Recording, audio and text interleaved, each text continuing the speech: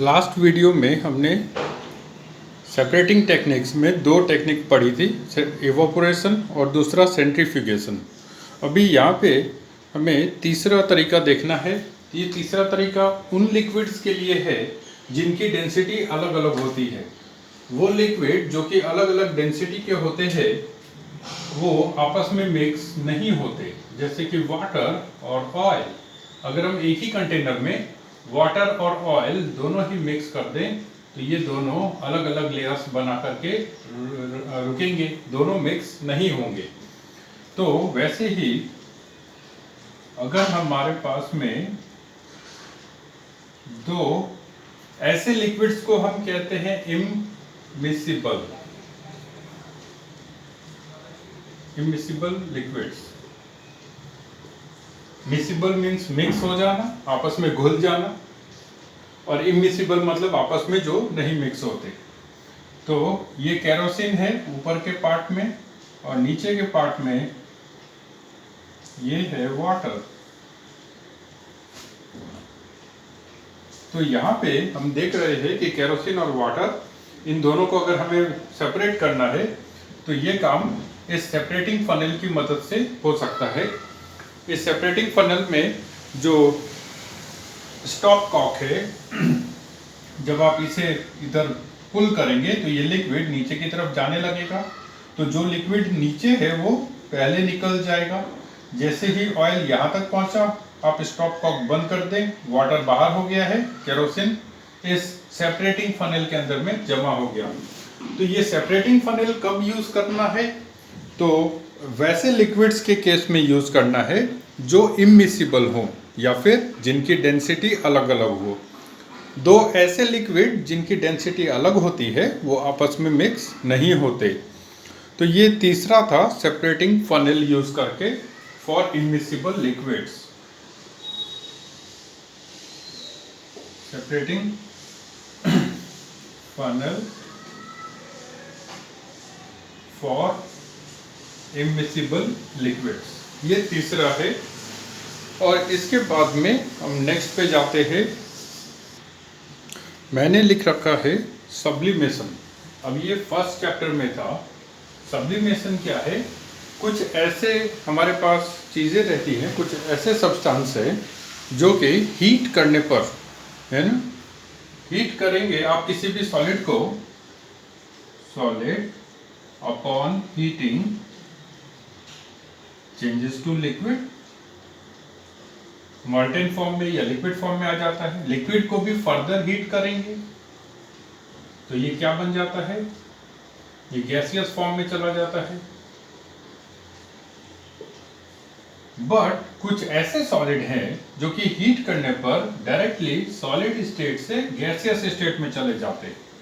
तो ये liquid state में जाते ही नहीं है। अब इसका एग्जाम्पल आप देखो, जैसे नेफ्थलीन बॉल होती है, ठीक है, जो कपड़ों वगैरह में रखी जाती है ताकि कपड़ों में कीड़े वगैरह ना लगे। वो नेफ्थलीन बॉल, या फिर आपके बाथरूम में यूज होने वाला कुछ बाथरूम फ्रेशनर जिसमें कि कुछ मार्केट में फेमस है, ओडोनिल वगैरह, है ना, वो डायरेक्टली सॉलिड स्टेट में है और 1 महीने या 20 दिन के बाद देखोगे कि वो जो इतना बड़ा टुकड़ा था वो गायब हो गया। तो वहाँ पे क्या दिख रहा है? वो सॉलिड खुद से, वो उसको हीट की जरूरत नहीं थी, वो सॉलिड डायरेक्टली गैसियस स्टेट में चेंज हो गया। तो ऐसे सॉलिड्स, इस प्रक्रिया को जहां सॉलिड से डायरेक्टली गैसियस स्टेट में चेंज हो जाता है, इसे सब्लिमेशन कहते हैं। अब ये सब्लिमेशन का यूज करके हम उन दो चीज़ों को सेपरेट कर सकते हैं जिनमें से एक सबलाइम हो, मतलब अगर हम उसे हीट करें तो वो गैसियस स्टेट में चेंज हो जाए। तो इसका एक एग्जांपल दे रखा है इन्होंने, जिसमें इन्होंने लिखा है कि ammonium chloride changes directly from solid to gaseous state on heating. अब ये अमोनियम क्लोराइड अगर किसी भी चीज़ के साथ मिक्स है तो क्या करना चाहिए? जस्ट हीट करना चाहिए। ये अमोनियम क्लोराइड क्या है? सबलाइम है। Ammonium chloride, CHLORIDE. Ammonium chloride is sublime upon heating. Ammonium chloride solid state से डायरेक्टली गैसियस स्टेट में चेंज हो जाएगा। तो अगर अमोनियम क्लोराइड का कोई मिक्सचर है, मान लीजिए अमोनियम क्लोराइड और जैसा कि हमारे टेक्स्ट बुक में दिया है सॉल्ट NaCl जो हम घर में यूज करते हैं, अगर ये दोनों एक साथ मिक्स हो गए तो आप इनको कंटेनर में लेकर के हीट कीजिए। तो अभी हम इसी के ऊपर चर्चा करेंगे। तो यहाँ पे आपने एक बर्नर लिया है, स्टैंड के ऊपर में एक चाइना डिश रखा, एक फनेल को उल्टा करके रख दिया। इस चाइना डिश में आपने ले लिया है सोडियम क्लोराइड और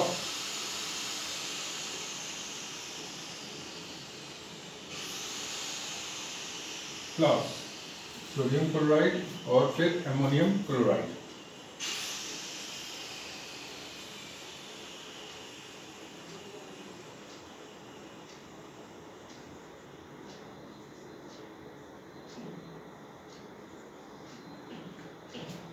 जब आप हीट करेंगे तो ये अमोनियम क्लोराइड जो है इसके वेपर्स बनेंगे और इसके वेपर्स यहाँ से उठ करके ऊपर की तरफ जाएंगे।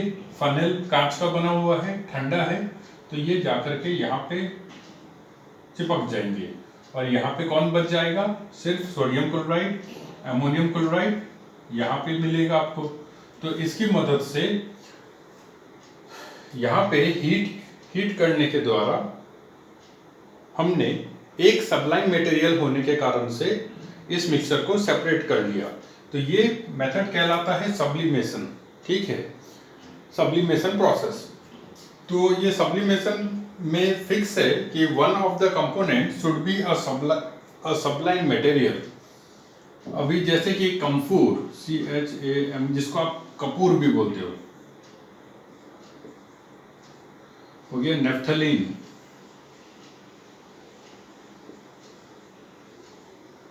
और ये अमोनियम क्लोराइड।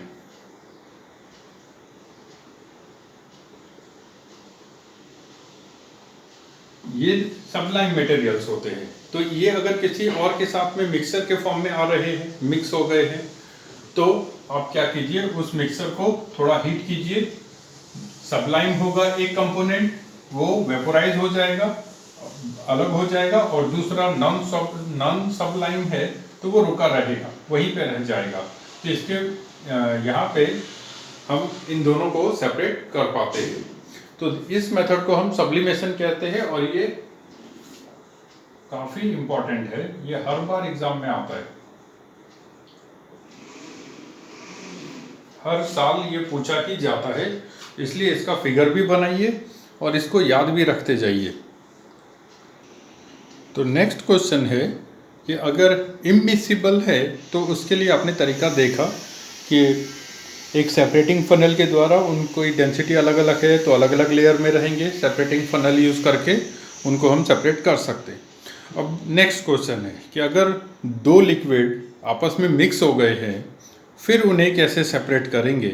तो इसके लिए एक तरीका ये इस्तेमाल किया जाता है कि मान लीजिए हमारे पास दो लिक्विड हैं, A और B, दोनों डिफरेंट थे, मिक्स हो गए आपस में। तो हर एक लिक्विड का एक बॉइलिंग पॉइंट होता है, एक बॉइलिंग टेम्परेचर होता है जो किसी दूसरे से अलग ही रहता है। तो अगर हमारे पास दो लिक्विड हैं जिनके बीच के बॉइलिंग पॉइंट में अच्छा खासा अंतर है, मान लीजिए ये जो लिक्विड है A, ये 120 डिग्री सेल्सियस पे बॉयल होता है, मतलब वेपोराइज होना शुरू हो जाता है, और ये B, ये 180 डिग्री सेल्सियस पे वेपोराइज होता है। तो क्या कर सकते हैं कि इनको A और B दोनों को अगर हम हीट करें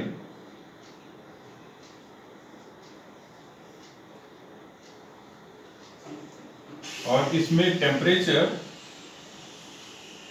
ये थर्मोमीटर मैंने लगाया जिससे कि मैं माप सकूं कि इसमें टेम्परेचर कितना हो रहा है। अब ऐसा कर दिया, देखो इसको मैं रफली अभी आपको समझा रहा हूं।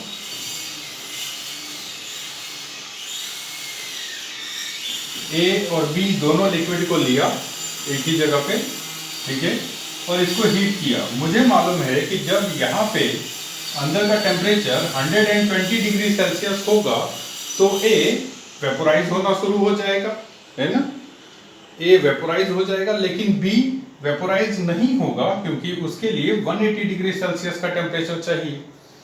तो जैसे ही टेम्परेचर 120 डिग्री सेल्सियस होगा तो ए वेपोराइज होना शुरू हो जाएगा और इसको मैंने बाहर निकलने का एक रास्ता भी दे दिया। तो कुछ देर में 120 डिग्री सेल्सियस अगर मैं फिक्स कर दूं लगातार कुछ देर तक इसके अंदर का तापमान 120 डिग्री सेल्सियस ही बना रहे, तो 120 डिग्री सेल्सियस होने के कारण से जितना भी लिक्विड ए मौजूद होगा इस कंटेनर के अंदर वो सारा का सारा वेपोराइज हो जाएगा। तो फिर इस कंटेनर के अंदर कौन बचेगा? सिर्फ बी बचेगा और ए कंटेनर से बाहर आ जाएगा, ठीक है। अब ए और बी, जैसे आपको मालूम है कि वाटर 100 डिग्री सेल्सियस पे वेपोराइज होता है। कोई दूसरा लिक्विड ले लिया आपने जो कि 140 डिग्री सेल्सियस पे वेपोराइज होता है, आप हीट करो उसे खूब जम के, ठीक है। और इसको ऐसे भी समझ सकते हैं, ये काम आप घर पे भी करके देख सकते हो। किसी बॉइलिंग बर्तन में जिसमें आप बॉईल कर सकते हो, वाटर ले लो और कोई ऑयल ले लो, दोनों इक्वल अमाउंट में डाल दो, उसे करो हीट। थोड़ी देर में देखोगे कि जो वाटर था वो पहले उस कंटेनर से गायब हो गया, बाद में ऑयल हीट अप होने लगा, गर्म होने लगा। अगर आप ऑयल को भी काफ़ी हीट करते हो तो वहाँ से भी कुछ फ्यूम्स नज़र आने लगते हैं। आपने किचन में देखा होगा अक्सर, जब कुछ पकौड़े वगैरह तल रहे होते हैं तो, या फिर सब्जियां बना रहे होते हैं तो कुछ ऑयल पहले गर्म करते हैं उसको, तो ऑयल से भी कुछ धुआं जैसा आने लगता है, मतलब वो भी वेपोराइज होना शुरू हो गया। तो यहाँ पे मेन इसका बेसिक क्या प्रिंसिपल है कि अगर हमें दो मिसिबल लिक्विड मिले, दो ऐसे लिक्विड मिल गए हैं जो कि मिक्स हो गए हैं आपस में, तो उनको सेपरेट करने के लिए, अलग करने के लिए हम वो फनेल तो यूज नहीं कर सकते क्योंकि दोनों मिक्स हो गए। तो यहाँ पे हम इस तरकीब को यूज करते हैं कि दोनों मिक्स तो हो गए हैं लेकिन उनका जो टेम्परेचर है, बॉइलिंग टेम्परेचर, वो तो डिफरेंट ही होगा। तो अगर हम कि जिसका टेम्परेचर कम है उतना टेम्परेचर कर दे सब उस पूरे सिस्टम का, तो जो कम टेम्परेचर पे वेपोराइज होता है वो बिल्कुल वेपर्स के फॉर्म में बदल जाएगा और फिर अलग हो जाएगा। तो ये है दो मिसिबल लिक्विड्स को सेपरेट करने का प्रिंसिपल, ठीक है। मुख्य काम इसमें इसी तरीके से होता है। अब हम देखते हैं बुक में हमारे क्या बताया गया है। ये आप सामने में देख रहे हैं क्लैम डिस्टिलेशन फ्लास्क। डिस्टिलेशन फ्लास्क है ये, इसका शेप ऐसा ही होता है, ठीक है। इसको क्लैंप लगा करके थोड़ा सा लटका दिया गया है। इसके नीचे में मैंने एक बर्नर रख दिया,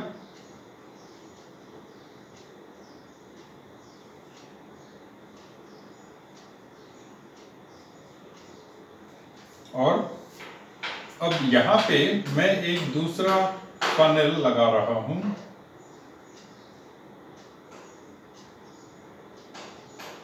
क्योंकि ये इतना ही लंबा है। इसको यहाँ पे कुछ कॉर्क वगैरह लगा करके सील कर दिया, ठीक है। और अब इसके बाहर में मैंने इसको ठंडा करने के लिए, थोड़ा सा लाइन मेरी ठीक नहीं बन रही है, आप लोग समझ सकते हैं। इसको ठंडा करने के लिए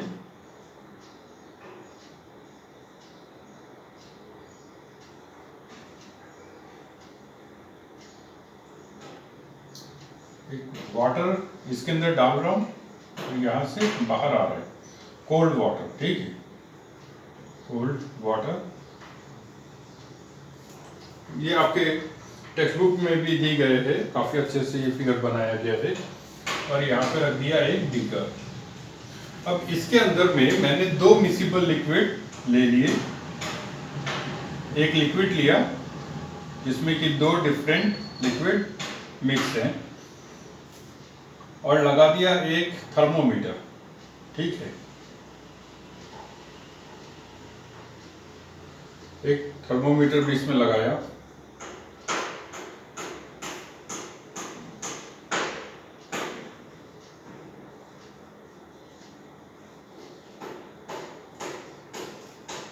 clamp, distillation flask, miscible liquids, burner. Now this is condenser. Condense करता है, ठंडा करता है। ठंडा पानी इसमें जा रहा है और यहाँ से बाहर निकल रहा है। ठीक है, कोई छोटा मोटा पंप लगाया होगा ताकि पानी, ये आपको लगेगा कि नीचे से जा रहा है तो ऊपर से कैसे निकल रहा है। एक पंप लगाया हुआ तो पानी जो भी इसके अंदर जा रहा है उसको यहाँ से बाहर कर रहा है। अब अगर इसके अंदर में कोई गर्म चीज होगी इस ट्यूब के अंदर में, तो वो इस पानी के कांटेक्ट में आने से ठंडी हो जाएगी। अब हमने क्या किया, यहाँ पे हमारे पास दो लिक्विड हैं, इसको हीट करना शुरू किया। ये दोनों मिसिबल लिक्विड्स हैं, ठीक है। अब इन दोनों ही लिक्विड का बॉइलिंग पॉइंट सेम नहीं होगा, डिफरेंट होगा, जो हमने थोड़ी देर पहले बात की कि ए और बी करके दो लिक्विड होंगे। एक का बॉइलिंग पॉइंट 100, दूसरे का 140। यहाँ का टेम्परेचर अगर 100 कर दें तो जो 100 डिग्री सेल्सियस पे वेपोराइज होता था वो वेपोराइज होना शुरू होगा। तो सेम प्रिंसिपल यहाँ पे यूज कर रहे हैं। तो जो 100 डिग्री सेल्सियस है उस पर आते ही एक लिक्विड वेपोराइज होना शुरू होगा, इस फनेल में भर जाएगा और फिर यहाँ से जहाँ जाने की जगह मिलेगी उस तरफ चला जाएगा, है ना। मैं इसको दूसरे कलर से बनाऊं तो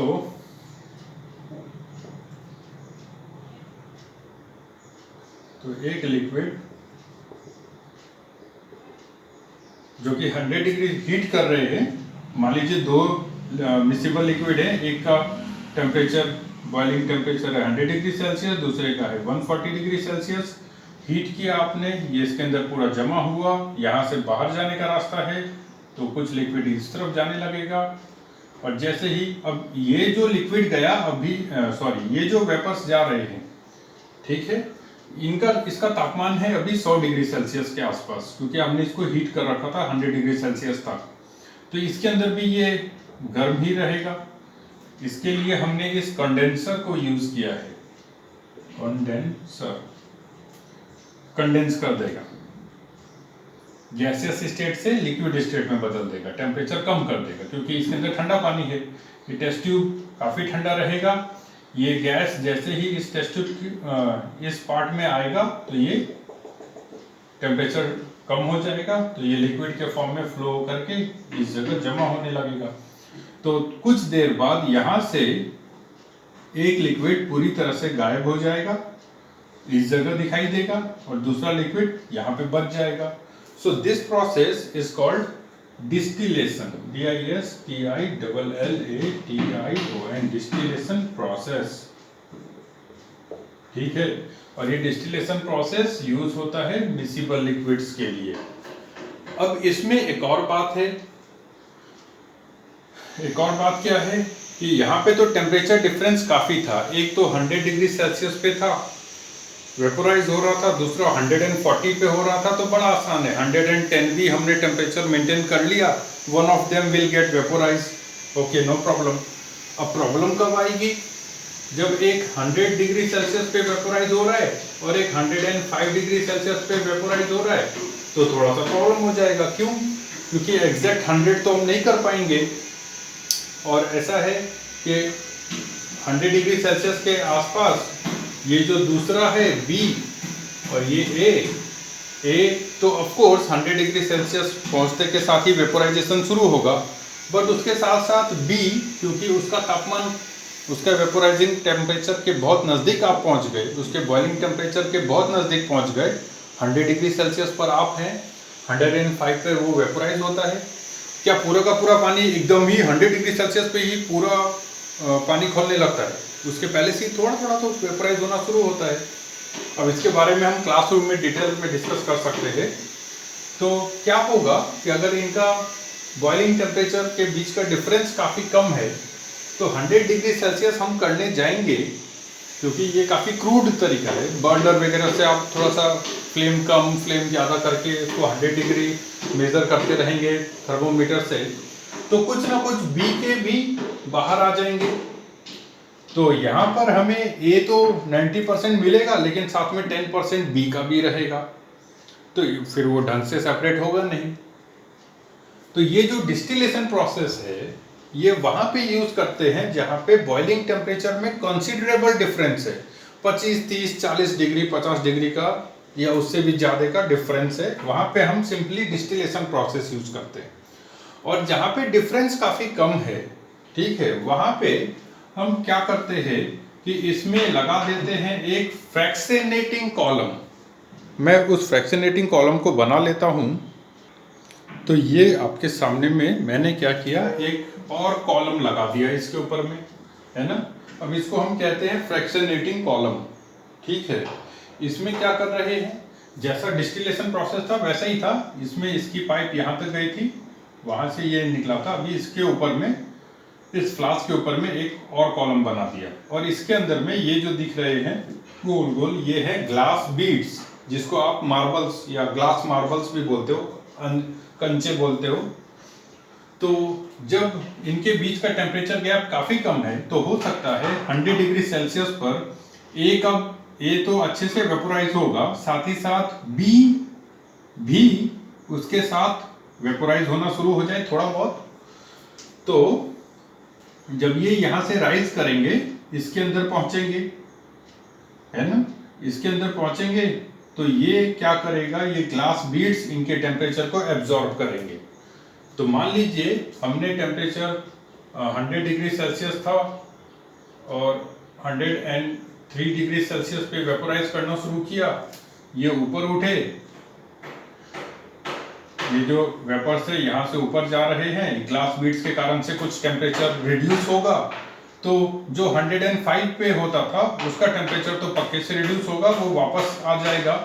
और दूसरा जो 100 डिग्री सेल्सियस पे था वो इसको क्रॉस कर पाएगा। होगा क्या कि यहाँ से ऊपर वही जा पाएगा जिसका टेम्परेचर 100 डिग्री से ज़्यादा हो। और जैसे कि ये तो काफ़ी कम गैप हो गया, मान लीजिए यहाँ पे 115 डिग्री सेल्सियस हो और हमने इसको 110 डिग्री सेल्सियस तक गर्म कर लिया है इस लिक्विड को।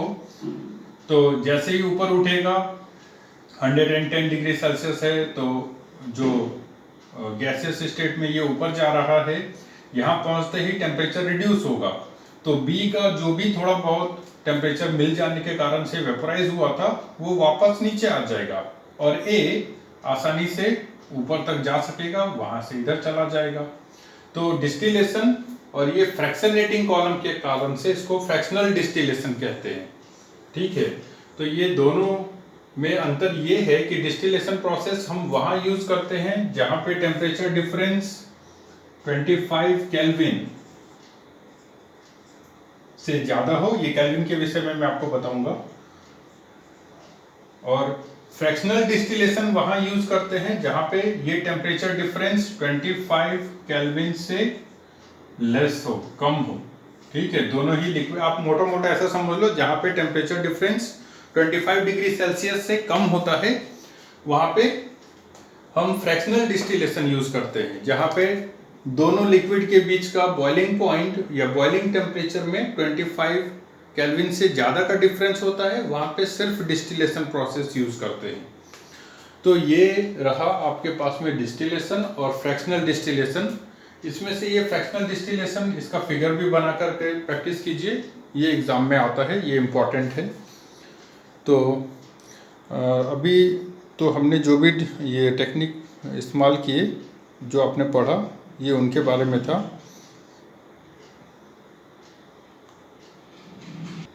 तो इन टॉपिक्स के ऊपर में आपके टेक्स्ट बुक में भी काफ़ी अच्छे से एक्सप्लेन किया गया है। ये जो फिगर है ये आपके एग्ज़ाम में बनाने को भी मिल जाएगा, तो इसलिए इसको बना करके प्रैक्टिस कीजिए। और इसके आगे का हम अब नेक्स्ट क्लास में पढ़ेंगे। मेरी तबीयत थोड़ी ठीक नहीं चल रही है, इसलिए जब भी मुझे टाइम मिलता है तो मैं एक वीडियो बना करके आप लोगों के लिए भेज देता हूँ। तो देखते हैं, शायद कल से हम क्लास करें। Okay, bye bye.